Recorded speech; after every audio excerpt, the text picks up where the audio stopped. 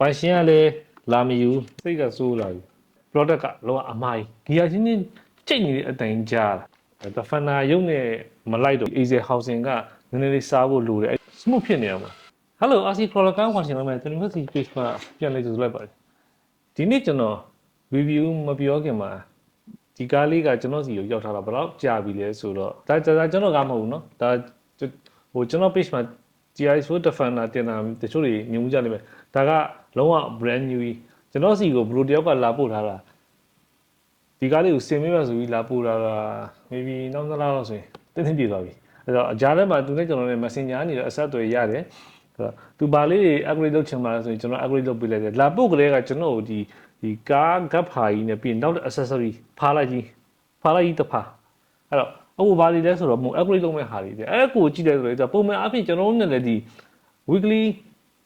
event မှာတစ်ခါမှလည်းသူလာမမောင်းအဲ့တော့သူကအိမ်မှာပဲသူ ECC သူ solo drive ပဲသူမောင်းလာပေးသွားတယ် upgrade တွေလည်းအများကြီးပဲသူဝယ်လိုက်တဲ့ဟာတွေထဲမှာ DI4 Defender မှာသုံးလို့ရတဲ့ဟာလည်းပါတယ်တချို့ဟာတွေကကျတော့ရောင်းတဲ့လူကဟိုရောင်းချင်တဲ့စိတ်နဲ့ရောင်းလိုက်တယ်ဒါပေမဲ့ product ကလောကအမိုင်းဘလို့မားလဲဆိုတော့ဟိုတပ်ပတ်ဒီ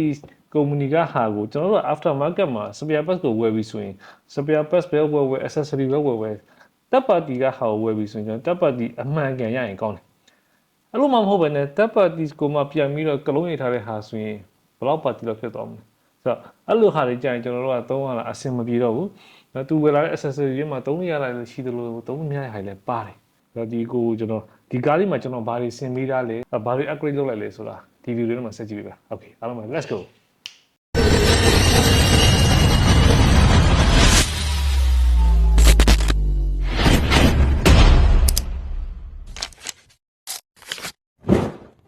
okay ဒါကဟိုပြောမှဆိုရင်ကျွန်တော် crawler တွေရဲ့ဘိုးအေးဖခင်ကိုပြောလို့ရတဲ့ DI4 ရဲ့ chassis ပါဒါပေမဲ့ဒီကောင်2020မှာ upgrade chassis ဖြစ်သွားပြီဒီမှာသူဘာကြိုက် upgrade လုပ်သွားလဲဆိုတာကျွန်တော်ပြမယ် upgrade လုပ်လိုက်တာဒီကျွန်တော်တို့ Hobby Wing ကထုတ်ထားတဲ့ Fusion Line Up Fusion Pro 2300 kV ကိုသူ upgrade ခါလုပ်လိုက်ပါတယ် ESCD motor မှာတစ်ခါလေးပါလာဖြစ်တဲ့အတွက် ASC splitter မဖြစ်တော့ဘူး weight ကိုလည်းကျွန်တော်တို့ reduction တစ်ခါလေးဖြစ်သွားတယ်ဆိုတော့ဒါက nice upgrade ပါဒီ motor ကလည်းသူ upgrade မဝယ်ခင်မှာသူကျွန်တော်တို့ဒီချာမေးတော့ပါတယ်နောက်တစ်ခု upgrade လုပ်တော့ဒီမှာတွေ့လိမ့်မယ်နော်ဒီမှာသူရဲ့ stock servo stock servo ကိုလည်းအကောင့်တိုင်းကျွန်တော်တို့ဆိုရင် upgrade လုပ်မယ်ဆိုရင်တုံတော့မောင်းလိုက်သေးတယ်မောင်းပြီးတော့နည်းနည်းလေးကြာသွားပြီဆိုမှ upgrade လုပ်တယ်သူကမဟုတ်ဘူးအတစ်ကြီးကိုသူတစ်ခါလေးထုတ်ချပြီးတော့ကျွန်တော်တို့ဒီ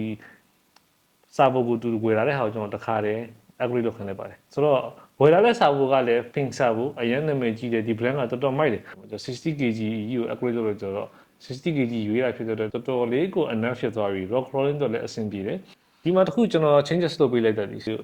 servo ကိုကျွန်တော် relocation ပြန်လုပ်တဲ့အရှိကိုပို့လိုက်တယ် okay ဒါကြောင့် front servo ကပို့ပြီးတော့ response ကပိုကောင်းသွားတယ်ပြီးရင်ကျွန်တော်တို့ဒီ pan hat bar နဲ့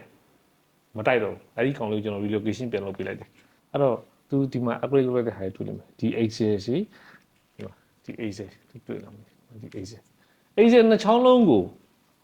metal axis မဟုတ်ဘူးเนาะဒါက metal ရဲ့ alloy axis မဟုတ်ဘူးဒီ axis နှစ်ချောင်းလုံးကိုသူကကျွန်တော်တို့ဟို brush weight အပြည့်ပါတဲ့ axis နှစ်ချောင်းလုံးသူချိန်လိုက်ပါတယ် weight ကတော့တော်တော်မိုက်တယ်ဒါပေမဲ့ဒီအထဲထဲမှာကျွန်တော်တို့ဒီ axis housing တွေက TI4 ရဲ့ဒီအထက်က patch တွေကမလွတ်ဘူးပေါ့နော်သူ့ရဲ့ဒီ axis housing ကနည်းနည်းလေးစားဖို့လိုတယ်အဲ့ဒီဟာလေးတွေကိုကျွန်တော်အသေးစိတ်တေချာပြန်လုပ်ရတယ် brush weight တွေအကုန်လုံးဒါတွေအကုန်လုံးเนาะဒီတစ်ချောင်းလုံးဘာမှဟို plastic pad ဆိုမရှိတော့ weight ကြီးကတော့ nick နေတာပဲဒီမှာတစ်ခုပဲ level က upgrade လုပ်ဖို့ကသူ drive shaft ကတော့ upgrade မလုပ်ရသေးဘူးဆိုတော့ဝါနာရှင်တယောက်ကသူ့ကားကိုဘယ်လောက်ချစ်လဲဆိုသူ့ကားကိုပုံမှာရှင်လာရဲ့ပုံမှာကြည့်နေတိတာတယ် okay အဲ့ဆိုဒီကောင်ကျွန်တော်ဒီကောင် power on ပြမယ်နော်ပိုင်ရှင်ကလည်းလာမယူတော့ခါကြရင်လည်းစိတ်ချဟိုကိုကကျွန်တော်တို့ဟိုဝါနာရှင်ဆိုတာကားတစ်စီးကိုဆင်ပြီးတော့လို့ရှိရင် upgrade လုပ်ပြီးတော့လို့ရှိရင်ကို upgrade လုပ်လိုက်တာဒီ effect ဖြစ်မဖြစ်ဆိုတော့အရန်စမ်းကျင်လာကြတယ်ဒါပေမဲ့ဒီအကိုကတော့ဒီကိုကားတော့ကျွန်တော်စမ်းရမှာလည်းနှစ်မျိုးလေဆိုတော့သူကသူစမ်းမစီနော် okay လောလောဆယ်တော့ကျွန်တော်ဒီမှာစမ်းပြမယ် clipless system အရန်မိုက်တယ်အဲ့လိုမျိုးဒီလို body ကိုလှုပ်လိုက်အဲ့ပြီးသွားပြီလုံးဝ lock ချသွားတာတော်တော်မိုက်တယ်ဒီမှာ ကြည့်အောင် weight 4 ယူ weight ကြီးကဟပ်လို့ကြီးနဲတိုင်းမဟုတ်ဘာကြောင့်လဲဆိုတော့သူကအောက်ပိုင်းအကုန်လုံးကို brush weight တွေတုံးလိုက်တာဖြစ်တဲ့တော့ weight ကတော်တော်ကြီးလေးတော့ပါပြီဒီမှာကျွန်တော်တခုပြောချင်တာကတချို့တွေ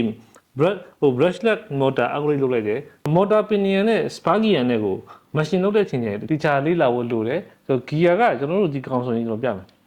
အခုကျွန်တော်အရှိတူနောက်ဆုံးလုပ်တယ်နော်ဒါ high gear နဲ့ကျွန်တော်လုပ်နေတာအဲ့ဒီလိုမျိုးရွှေ့တဲ့အချိန်မှာအခုဒါဆိုရင်ခင်ဗျားအတန်တော်မကြားရတချို့တွေဆက်လက်လုပ်ထားပြီးတာ brushless motor ကိုအဲ့လိုရှေ့တိုးနောက်ဆုတ်လုပ်တဲ့အချိန်မှာဝေါနဲ့အဲ့ gear ချင်းချင်းကြိတ်နေတဲ့အတိုင်ကြားအဲ့ဒါကတော်တော်လေးစိတ်မချမ်းသာစရာကြီးသိရမလားနော်ဒါဆိုကျွန်တော်ဒါဆိုရင်လို gear ဆိုအတိုင်ကျဲမှာဒါတူလေးပဲရှိရမှာကြည့်ဒါ gear ကြီးနော်အဲ့ဒီကျွန်တော်ခုနပြောတဲ့ motor pinion gear နဲ့ spark gear ကိုတေချာလေးကိုမတ်ဆက်လုပ်ရပါတယ်အဲ့ဒီနှစ်ခုကိုမတ်ဆက်တေချာမလုပ်ဘူးဆိုရင်ဒီတိုင်းတော့ခင်ဗျားစင်ပေးတယ်လို့ရတာမှန်တယ်ဒါပေမဲ့အဲ့ဒီဟာဒီခဏလေးအတွင်းမှာ spark gear ကုန်တော့မှာမော်တာဒီတော့ငြိမ်နေရမယ်နော်ဒါကျွန်တော်မော်တာခုတော်ဆွဲနေပြီအဲ့လိုမျိုးအတန်းလုံးဝ smooth ဖြစ်နေရမှာဒါဆိုရင် low gear ဒါ high gear အဲ့ပင်စာဝဲ 60kg ရဲ့ response လေးကိုကြည့်လိုက်အရင်မိုက်တယ်ဒါတော့မှstock radio နဲ့ပဲရှိသေးတယ်နော် stock radio ပဲရှိသေးတယ်အဲ့မှာ transmitter upgrade လုပ်ပြီးတော့လို့ရှိရင်ကျွန်တော်ဒီ dual rate တွေ export setting တွေဒီချာချိန်ပြီးသွားပြီဆိုရင်တော်တော်မိုက်တယ်သူသုံးထားတဲ့ highlight ကိုကျွန်တော်မကြိုက်ဘူးဘာကြောင့်လဲဆိုတော့ဒါကafter market မှာ China ကပြန်လုပ်ထားတဲ့ဟာတွေကျွန်တော်တော်မကြိုက်တဲ့တွေမှာပါတယ်သူက signal ပါမယ်ဒီနောက်မီးပါမယ် back မီးပါမယ်ပေါ့နော်အဲ့ဒီဟာလေးတွေပါတယ်ဆိုတော့မီးတော့ဖြစ်တယ်ဗျာဒါပေမဲ့တခြားကြည့်အဲ့ထဲမှာအပြာပွင့်ကြီးပါနေတာကတော်တော်ဆိုးတယ်ဒါဖန်နာရုပ်နဲ့မလိုက်တော့ဘူးတခုကမော်တာကိုကိုယ်တိုင်မဲ့ upgrade လုပ်လိုက်တာဖြစ်ဖြစ်သူများစမယ် upgrade လုပ်ခိုင်းတာဖြစ်ဖြစ်အဲ့ဒီဟာလေးကတစ်ချက်သတိထားပါကျွန်တော်တို့ gear တန်ကကျယ်နေလို့မရဘူးလုံးဝထွက်တဲ့အတန်တော့ထွက်မယ်ဗျာလုံးဝလိုမျိုးကြီးကြိတ်နေတဲ့အတန်ထွက်တာအဲ့ဒါပုံမှန်မဟုတ်ဘူးအဲ့ဒီဟာလေးကိုတစ်ချက်သတိထားကြပါโอเคဒီကိုကဒီကားစီးလည်းမဟုတ်ဘူးနောက်သူဘာကားပါကျွန်တော်စမှာထပ်ပြီးဝယ်တာကျွန်တော်ပြမယ်โอเคဆိုတော့ဒီကားလေးကိုကြည့်ကြလိမ့်မယ်ဟိုတနေ့ကကျွန်တော် post တင်တာလေအာတီယာကိုရပြန်ဆင်ပေးတာလားအဲ့ဒီအကိုတို့ကအာတီယာမှာကျွန်တော်အပေါင်းဆုံးကျွန်တော် review ကြည့်လို့ဆိုသိလိမ့်မယ်အာတီယာမှာဆိုရင်ကျွန်တော်တို့ဒီအထဲကဒီ dashboard တွေ figure တွေချိန်ခွန်းတွေဘာမှမပါဘူးဒါတော့ဒီအကိုကျွန်တော် FOC ပြန်ဆင်ပေးတာလားဒီ lighting setup တွေရောနော်ဒီ share lighting တွေရောဒီ bonnet light တွေရောမပါဘူး okay ဆိုတော့ဒီ range တွေလည်းကျွန်တော် upgrade လုပ်ပြလိုက်ပြီဒါက brush weight ပါတဲ့ range တွေဒါလေး upgrade လုပ်ထားတယ်နော်ဒီကောင် TI Fury ကကြတော့ကျွန်တော်တို့ computation crawler ဖြစ်တဲ့အတွက်servo တွေပါလေ upgrade လုပ်ဆရာမလို့ဒီကောင် servo က 70kg အရှိအနောက်ပါလာ TI4 ကိုစိတ်ဝင်စားရလို့ဆိုရင် Trusted TI4 Defender clipless system ကိုကျွန်တော်ဝယ်ဖို့ recommend ပေးပါတယ်လောက computation crawler ကိုကြိုက်တယ်နောက်ပိုင်းကျရင်လည်း international computation တွေကိုတွားကျင်တယ်ဆိုရင်တော့ TI Fury ကိုကျွန်တော်ဝယ်ဖို့ recommend ပေးနေပါတယ်လောလောဆယ်တော့ကျွန်တော်စီမှာဝယ်တဲ့လူတွေအကုန်လုံးဒီ tuning setup အပိုင်းကိုကျွန်တော် FOC service ပြန်ပေးထားတယ်။ Okay ဒီကားလေးကိုလည်းအခုလာယူလို့ရပြီနှစ်စီးလုံးညီ ready ဖြစ်နေပြီ။အခုအိမ်ရောက်လို့ရှိရင် guys စင်မှာအလှတင်လာလို့ရပါပြီ။ Okay နောက်ဗီဒီယိုပေါ်ပြန်မယ်အားလုံးပဲ See you guys